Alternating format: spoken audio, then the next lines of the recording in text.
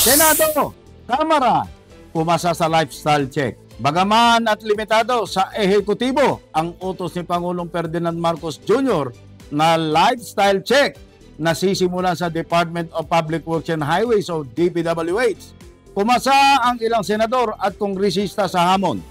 Ayon kay Senate Deputy Minority Leader Risa Hontiveros, walang problema kung ipag-utos din ng mga leader ng Senado at House na lahat ng mga mababatas ay sumailalim sa lifestyle check. Naniniwala si Hontiveros na may legal na basihan ang utos na isailalim sa lifestyle check ang mga nagtatrabaho sa gobyerno. Siguro naman may legal na basihan dahil nagawa na po ito dati sa ilang mga sandali na naging napaka-sensitive sa publiko.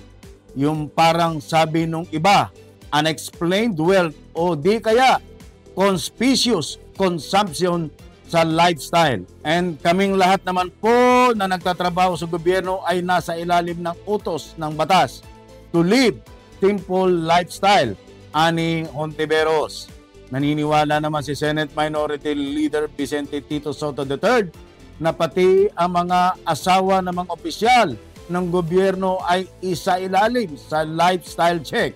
Kaugnay nito, sinabi ni Senator Amy Marcos na long overdue na ang pagsasailalim sa mga opisyal ng gobyerno sa lifestyle check at ipinahiwatig pa nito na dapat ay mauna ang mga mambabatas.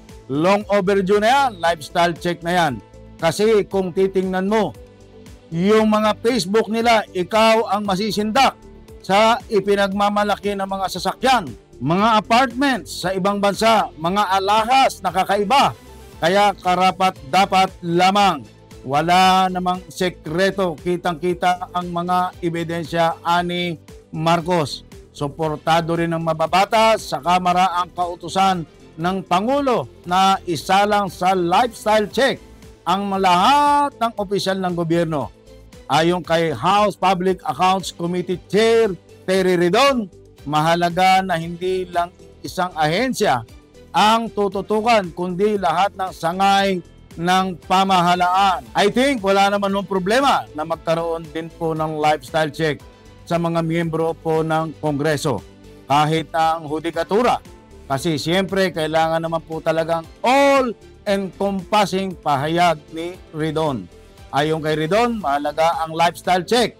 Bilang mga public officials ay dapat mamuhay ng disente at sapat lang sa kakayanan na ilantad ito sa publiko na walang itinatago. Meron po talagang mga expectations on all government officials, on all government employees, na talaga naman pong dapat we should be able to lead and live modest lives, ani Ridon. Sa panig naman ni Manila Representative Benny Abante, sinabi nitong kung nais ng Pangulo na simulan ito sa DPWH ay mas makabubuti. I think very important yun. Pero kung kinakailangan, lahat pati ang judiciary, ani Abante, na dapat magkaroon din ng lifestyle check.